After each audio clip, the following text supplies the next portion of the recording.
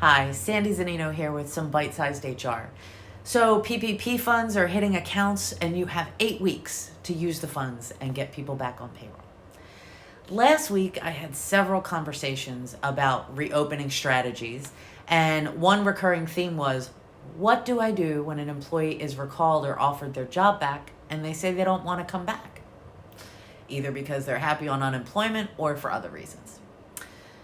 Well, I expected this, and I'm sure so did many of you.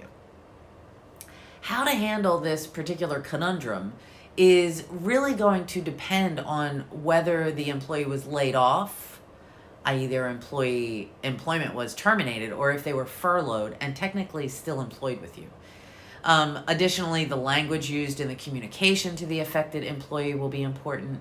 For example, if it was a layoff, was it temporary with an expected return date? Or did you say in the letter, you are welcome to reapply when business dictates?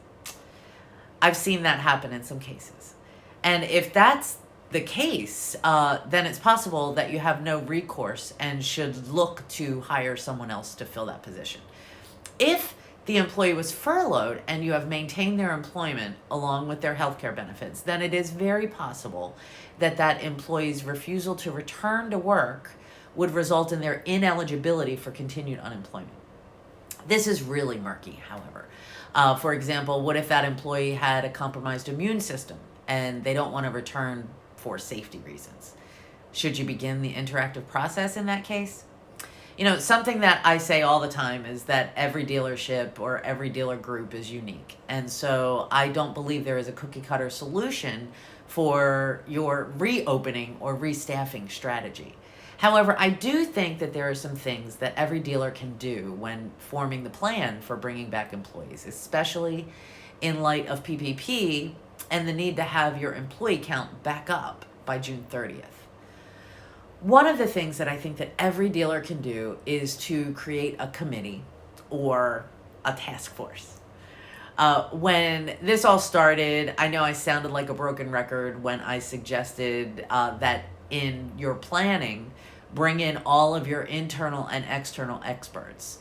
And you know, my advice remains the same. This task force or committee that you can create should meet weekly at the least, virtually, of course.